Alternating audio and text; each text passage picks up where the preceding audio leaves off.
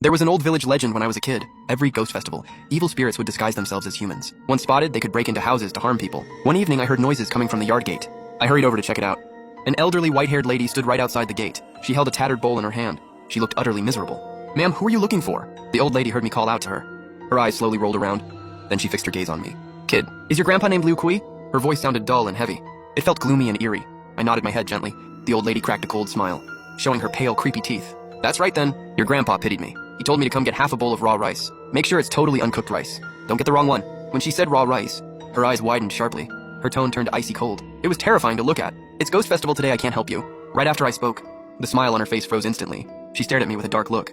"Why are you being so stubborn, kid? Your grandpa sent me for raw rice. Hurry up and get it for me. Ghosts wear human disguises on this festival. No rice can be lent out today. My grandma warned me before heading out. Never lend rice to anyone who comes asking, and never step outside the yard." Seeing I refused her request, she glared straight right at me. Her gaze was filled with dread, but soon she changed her expression again.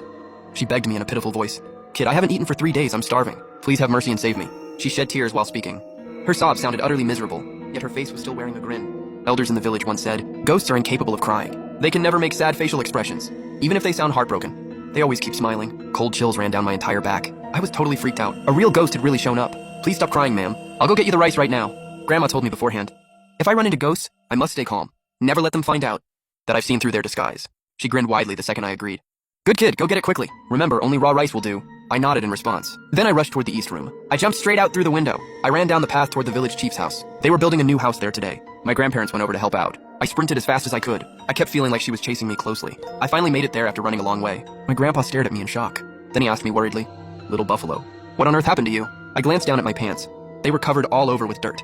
I panted heavily and spoke out. "A ghost! There is a ghost nearby!" Everyone in the yard froze up. Fear filled their eyes instantly. "Kid, are you absolutely sure about this?" That ghost took the form of an old lady. Right after I finished speaking, there came a loud bang.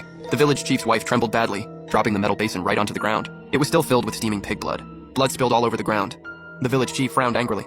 "What are you doing messing around? How could you drop a simple basin?" She looked extremely guilty and nervous. She stammered nonstop, like she was hiding a huge secret. "Sis, did you lend raw rice out today?" All villagers turned their eyes toward her. Her hands kept shaking violently. She kept dead silent for a long time. Pure terror showed on her face. The village chief stamped his foot in rage. "Speak up now. Hurry and tell us the truth. I didn't lend any out. If you didn't, why are you so scared? You can never lie about this matter." He stared fiercely straight at his wife. "Tell me the truth or you'll get punished." She glanced timidly at her husband. Her eyes looked really strange. Then she shifted her sight over to me. "Brother, I was just frightened. An old lady did come to my house earlier. Since we were building a house, I wanted good luck. So I agreed to give her some rice. But when I walked into the storage room, I suddenly remembered it was Ghost Festival. So I gave her half a bowl of cooked rice instead. She refused it and even yelled at me. Then she just left right away." After hearing her words, all the villagers let out sighs of relief. Only my grandpa still looked extremely worried. "Dusk is falling really soon. We need to check if the ghost has entered the yard." "Brother, do you not trust my words?" "Sis, it's not that I doubt you. I'm afraid you got tricked by that ghost. I fear you really handed over raw rice. Koi, do you have any way to check? Get half a bowl of clean water. Take one chopstick and stand it in the bowl. If the chopstick stands firm upright, it means ghosts have already broken in. They will strike once night comes. If it fails to stand steadily, the whole yard stays safe and sound. Kid, go get the bowl and chopsticks. Let me go get them. The little girl is too young. She can barely hold those things." She hurried straight into the storage room right after speaking. She quickly brought the bowl and chopsticks out. Grandpa placed the chopstick into the water. Everyone gathered around closely. All eyes locked tightly on the water bowl. Several minutes passed by. The chopstick never stood up at all. I told everyone I only gave cooked rice. "Now you can all rest easy, right?" She poured out all the water in the bowl quickly. "Don't rush like this. Wait a little longer," she answered back in an annoyed tone. "Brother," everyone saw it clearly. The chopstick never stood upright. If ghosts really got inside the yard, the chopstick would have stood up already. "We've all worked hard all day. Let's just have dinner and call it a day. Powerful ghosts know how to hide themselves well. We can't rush this kind of thing." She shot me a sharp, angry glare. Then she spoke out angrily. "I think you are just making trouble out of nothing. I already said I gave cooked rice only. What else do you want from me?" Tears welled up in her eyes instantly. She looked totally wronged and sad. She was always a gentle and honest woman, never arguing or quarreling with others. All villagers started speaking up for her. They told Grandpa not to be too harsh. The village chief's son pointed fingers at Grandpa. "You old fool! We're building our new house. Why do you keep ruining the mood? Mom already said she gave cooked rice. Why are you still holding on to this matter? What exactly are you trying to do?" The village chief kicked his son lightly. He scolded him in a stern voice. "How dare you talk to Uncle Kui in such rude ways? Show some proper respect right now." The young man only huffed and said nothing. "Sis, I'm only doing this for everyone's safety. Today is Ghost Festival. It's nothing like ordinary days. On this special day, ghosts blend into crowds. They look exactly like regular humans. No one can tell them apart with naked eyes. It will be way too late once night falls." The village chief let out a deep, long sigh. "Koi, what else do you plan to do? Your house beams are all made of peach wood. Peach wood can ward off evil spirits. Cut off a small section from the main beam and make it into a threshold for the door. Then no ghost can ever get inside. We can all hide safely indoors.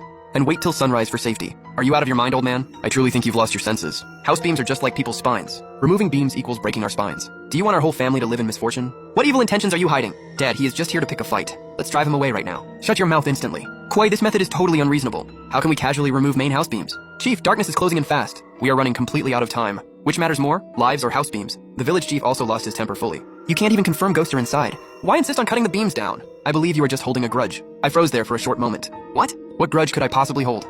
The chief only let out a cold snort. You know the truth deep inside your heart. No need for me to spell it out. Today is our house building big day. I only wish for smooth good fortune. Don't go looking for unnecessary trouble. Anyone unhappy staying can just leave. Hurry up and start cooking meals, dear. Everyone here is starving hungry. His wife simply nodded her head.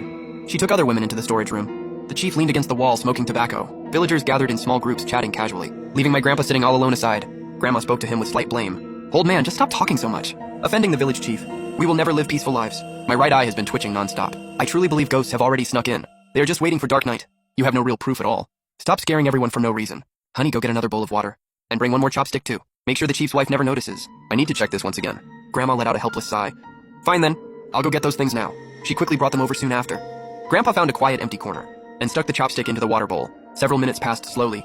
The chopstick still stayed lying flat. Could it really be no ghost got in? Right after he finished whispering, the chopstick slowly stood up strangely. It floated steadily in the water. Grandpa's eyes widened in total shock. No good, the evil ghosts have already entered the yard.